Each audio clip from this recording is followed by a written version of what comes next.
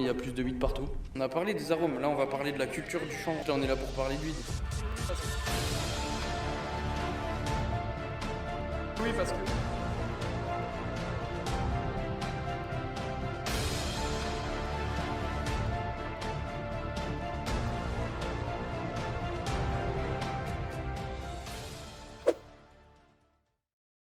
Est-ce qu'il faut ouvrir le débat sur la légalisation du cannabis? On est pour. Enfin, moi, je suis pour. Moi aussi, je suis pour. Vous pouvez expliquer pourquoi? Parce que je pense que ça ferait du bien un peu à tout le monde de se détendre. Mais ça fera partie du débat à l'Assemblée nationale. Vous savez, il y a quelques années... Ça fera partie du débat. Donc pour la première fois, si j'ai bien compris, la classe politique, le gouvernement, puisque j'imagine que cette mission a l'aval du gouvernement. Le Parlement prend sa responsabilité et décide d'organiser. Moi, ce que je vous dis, c'est que c'est un débat qui mérite d'être mené et que évidemment on suivra ça avec intérêt. Et puis aujourd'hui, le cannabis, on sait qu'il a des vertus thérapeutiques et que le commerce souterrain n'est pas une bonne solution, même si tout le monde en profite, mais c'est pas la bonne solution. Donc la solution, c'est d'en limiter, d'en accompagner les usages et pas de le laisser à des gens qui font que du profit dessus. La consommation de drogue d'Elon Musk inquiète ses collaborateurs. Alors c'est toute une pharmacie, je vous cite. Cannabis, LSD, cocaïne, ecstasy, kétamine, champignons hallucinogènes. L'attrait d'Elon Musk pour les produits stupéfiants est un secret de polichinelle. Est-ce que vous voulez ouvrir le débat autour, entre autres, de la légalisation du cannabis? Le débat, il doit se faire sur l'ensemble du sujet. Je pense que c'est un peu mitigé, c'est comme tous les sujets un petit peu difficiles à en parler. Il y a toujours un côté où ça va être difficile d'en parler en France, comme plein de sujets qui sont un peu tabous. Comme il l'a dit, ça peut aider certaines pathologies neurodégénératives, comme tu as dit. Après, la question de légalisation, tu as tout le commerce derrière, le commerce au noir, on va dire. Comment on le gère, ça va faire des débats, c'est compliqué à gérer. Après, pour en venir, c'est comme l'alcool, comme il a dit, ça crée aussi des troubles psychiques, l'alcool. On connaît ce que ça entraîne. C'est la première drogue, l'alcool, au monde, en France. Donc après, arriver à gérer ça, comme ça se fait au Canada, en Allemagne, là, maintenant... pourquoi pas, mais je pense que le haut du panier, là, en France, je pense qu'ils sont un peu trop fermés d'esprit pour autoriser ça à l'échelle de la société. On avait eu une alerte en 2018, je ne sais pas si vous vous souvenez de cette vidéo. C'était Elon Musk qui avait donné une interview dans une radio et regardez, il avait fumé en direct du cannabis et à l'époque, il prétendait que c'était exceptionnel, qu'il n'en fumait jamais. Personnellement, je pense que je suis favorable, mais vraiment à des buts de soins. Et il ne faut pas que derrière, dans la rue, ça se ressente et qu'on se sente plus en danger si des personnes arrivent à en avoir, on va dire, pas à but de soins, tout ça comme ça. Ouais, moi je suis plutôt pour parce que je pense que ça... là, actuellement, il y a des débordements parce que c'est interdit et donc les gens aimeraient bien braver l'interdit, c'est souvent le cas, mais il ne faut pas que ça aggrave le problème, en fait, c'est surtout ça. Mais sinon, oui, pour un but de soins, si nous, on ne le ressent pas, oui. Et pour un usage plus récréatif? Non. Non. Pourquoi? Comme on l'a dit, personnellement, je trouve qu'il n'y a rien d'amusant et c'est assez dangereux, donc je ne vois pas pourquoi on devrait un peu plutôt prévenir et sensibiliser ses effets, mais bénéfiques sur la santé, mais pas pour s'amuser. Pour moi, il faut que ça reste encadré quand même, parce que ça reste un produit super dangereux s'il y a des abus. Et donc, dans tous les cas, il faut que ce soit encadré. Donc, non, pareil. Il doit se faire aussi sur les questions de prévention, sur les questions de sanctions, sur les questions de contrôle. La conviction que ça m'a donnée, c'est que l'enjeu principal, c'est celui de la prévention. On ne peut pas simplement dire, oui, il faut légaliser sans se poser la question de savoir comment on l'accompagne. C'est pas possible de rentrer dans des débats comme ça. Sauf que le Wall Street Journal a enquêté et on se rend compte que Elon Musk est un coutumier, un consommateur régulier et intense lors de ses soirées privées. Alors, c'est vrai que les invités doivent signer des contrats de confidentialité et ils ont interdiction de prendre des photos. Ça s'est vu dans d'autres pays d'Europe où finalement légaliser, c'est pas dire qu'on est OK en tant que gouvernement, c'est juste mettre à disposition des moyens et une façon de consommer qui bénéficie, on va dire, à l'économie aussi du pays. Donc pour ma part, c'est plutôt un oui. Arrêtons de prendre les gens pour des gamins et faisons des choses pour qu'ils se responsabilisent. Donc ça mérite de regarder tous ces sujets-là et on suivra avec attention. Alors, vous savez, il y a quelques années, on disait on peut pas parler du cannabis, on peut pas parler de légalisation. Ni même du cannabis thérapeutique. Alors Ni que même, beaucoup oui, de pays se bien sont sûr. engagés très tôt sur le sujet. Bien sûr. Et là, depuis cette année, on expérimente le cannabis thérapeutique. C'était une demande très forte, notamment de beaucoup de malades. C'est expérimenté. On va regarder les résultats de cette expérimentation. Il y a des médecins qui suivent cela. Je pense que vraiment, il faut se fonder sur les questions de santé publique, sur les questions de sécurité, sur la question de la prévention. Le cannabis est en train de devenir une drogue de vieux. On s'est plongé dans le rapport de Santé publique France sur les usages du cannabis dans la population adulte. Résultat, il est en recul en France et notamment chez les jeunes. Parce que la drogue, c'est mauvais, vous voyez. Mais plus grave, le Wall Street Journal relate que Elon Musk est un consommateur aussi au travail. Et donc, dans certaines réunions publiques, plusieurs fois, on a dû lui couper le micro parce qu'il tenait des propos incohérents. Tant la situation devenait gênante. Connaissant des consommateurs, c'est pas parce que tu tapes dans le cannabis que demain tu vas te dire tiens, puisque c'est permis, je vais aller chercher plus fort. Et c'est aussi un cliché qui est hyper tenace, c'est penser que c'est la porte ouverte à des drogues plus dures, alors que l'alcool en France typiquement c'est culturel et c'est plus dangereux, enfin, si on regarde les stats et les chiffres. Donc je répondrai ça, qu'en soi on peut balayer devant la porte d'abord culturellement de l'alcool avant de se dire tiens on va tomber dans la coke ou dans l'exta. Il y a beaucoup de personnes, vous savez, qui disent on est pour la légalisation, aussi pour des raisons financières. Bien le marché sûr, du cannabis, bien c'est sûr, 55 milliards de dollars.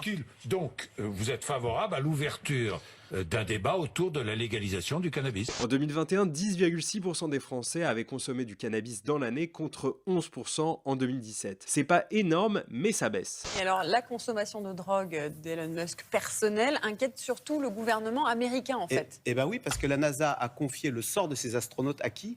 À Elon Musk. oui. Vous savez que la NASA a tout confié à SpaceX et la fusée Starship doit emmener, et la seule d'ailleurs société privée à être autorisée à emmener des astronautes américains dans l'espace. Je vais vous montrer ce graphique justement, vous qui êtes plutôt un peu réticente. Alors c'est un graphique en gros qui montre le score de préjudice personnel sur l'individu et le score de préjudice pour la société de chacune des drogues. Donc là on voit qu'il y a beaucoup de drogues. Et le cannabis c'est du coup moins dangereux théoriquement que l'alcool qui est pourtant en vente libre de partout. Quand vous voyez ça, est-ce que ça potentiellement vous fait un peu reconduire votre position?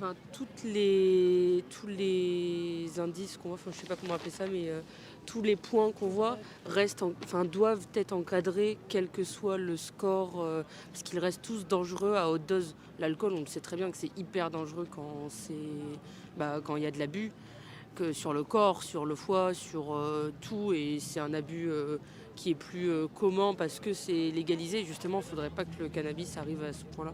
C'est plutôt ça. L'idée que ça reste encadré dans tous les cas, quoi. Moi, je suis favorable par définition, par principe à ce débat-là, parce que je pense que la situation que vous avez décrite mérite d'être posée. Je vous dis pas il faut légaliser le cannabis. Vous êtes favorable à la légalisation vous-même, encadré évidemment. Mais je pense que c'est ce débat qui nous permettra notamment d'alimenter. Et vous-même, vous êtes favorable à la légalisation encadrée? Alors, Jean-Jacques Bourdin, je suis en charge de la jeunesse et de l'éducation nationale. Vous vous rendez compte? Mais je sais bien ce que peut provoquer une petite phrase de ma part sur ce sujet-là, dite comme ça. Non, et mais dites vous surtout êtes déjà favorable à l'ouverture d'un débat. Bah oui, c'est déjà très bien, mais parce qu'il faut être ouvert, il faut regarder l'ensemble des sujets. Donc, ce qui nous a le plus surpris, c'est quand on regarde les chiffres détaillés par tranche d'âge. On se rend compte que l'usage du cannabis chez les 18-35 ans est en baisse, et ça que ça soit pour la consommation régulière ou occasionnelle, et au contraire, elle est plutôt en hausse chez les 35-64 ans. Et ce, à un moment où la galaxie Elon Musk est en train de pâlir. Je vous rappelle qu'on vient d'apprendre que Tesla, parce que Tesla c'était une réussite, une fierté américaine, vient d'être déboulonné par le chinois BYD, qui est devenu le premier constructeur automobile de voitures électriques au monde, au moment même où Twitter, alors maintenant on ne dit plus Twitter, on dit X, bon, c'est une catastrophe, il a complètement coulé cette entreprise qui était un joyau américain. Il faut dire que c'est devenu un dépotoir. Hein. Oui, ben voilà, il l'a coulé. Moi de toute façon j'ai un problème avec la légalisation de l'alcool aussi. Je considère que la légaliser et en faire des pubs, on a interdit les pubs d'alcool à la télé. Par contre, si je dis pas de conneries, sur internet, sur YouTube, il y a plein de pubs d'alcool. Je crois que là encore hier, j'ai vu une pub de Ballantine's Whisky. On voit les affiches d'alcool de partout, donc ça revient un peu au même que d'en faire des pubs à la télé. C'est comme les jeux d'argent. Hein. On met des grands messages comme quoi il faut pas, mais c'est super nocif. Les jeux d'argent, ça pourrait rentrer là-dedans. Hein. C'est une addiction vénère et qui fait perdre beaucoup de thunes, donc voilà. Vous, à titre personnel ? Moi, à titre personnel, je suivrai avec beaucoup d'attention le débat et je me prononcerai. Vous voulez pas vous mouiller, quoi. Non, ce que je veux pas, c'est prendre une position sur la légalisation sans poser à côté ce que sont les enjeux de prévention. Vous êtes content qu'on ouvre le débat autour de la légalisation? Oui, je pense que c'est un débat qu'il faut mener. Les plantes, c'est ma bouffée d'oxygène. Mes cheveux, ils sont comme moi. Ils ont besoin des plantes. Alors, on ne dit pas que les plus de 35 ans fument plus que leurs cadets. La consommation de cannabis reste majoritairement le fait des jeunes, mais on voit une bascule générationnelle. L'usage du cannabis était plus répandu dans les générations 80-90 que chez les 2000. Et ces générations, elles sont en train de vieillir. Et ça se voit dans l'âge moyen des usagers qui est passé de 25,1 ans en 92 à 32,8 ans aujourd'hui.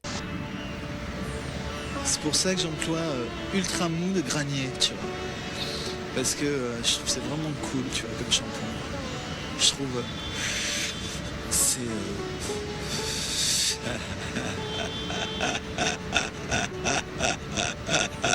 Tout ça pour dire, et maintenant il y a cette enquête de Elon Musk, de cette entrée du Wall Street Journal, qui fait passer Elon Musk, qui passait pour un patron fantasque mais un peu génial, à un patron toxico. Et puis du coup, on est en train de revisiter certaines interviews hallucinantes qu'il avait accordées notamment au New York Times, où il tenait des propos surréalistes et où il passait du rire aux larmes. En fait, tout simplement, on est en train de se dire, il était complètement stone. C'est vraiment délire, tu vois. Souvent, tu vois, il y a des trucs qui se passent, tu vois. Juste pile, tu vois, quand tu y penses, tu vois. Et pile, tu vois. Je veux dire, par exemple... Bon, je veux dire, je n'ai pas forcément d'exemple, tu vois. Mais c'est délire, tu vois. Et si on fait une balance, par exemple, même avec ton schéma, là, on voit que l'alcool est beaucoup plus nocif que le cannabis, aujourd'hui. Bah oui, mais c'est ce que je te dis. Moi, je pense qu'il est là parce qu'il est légal et du coup, on en prend en usage récréatif bien plus fréquemment. Je pense que si on faisait une bonne prévention sur les effets et sur la dangerosité du produit aussi, ça serait mieux parce que l'alcool, c'est vrai que ça fait longtemps que c'est implémenté dans notre société et on dit que c'est pas une... Déjà, on ne considère pas comme drogue aujourd'hui l'alcool en soi. C'est pas marqué comme drogue telle.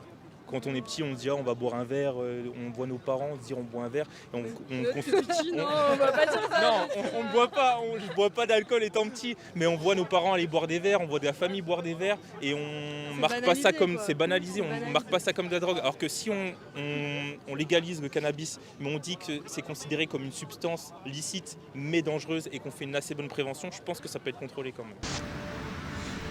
De quoi on parlait là? Excuse, de quoi on parlait? Nous parlions d'Ultra Mou de Granier, un shampoing aux plantes. Ah ouais. Oh là là, le délire. Je suis parti complètement ailleurs là, tu vois. Je m'étais barré haut, tu vois. Genre super haut, tu vois.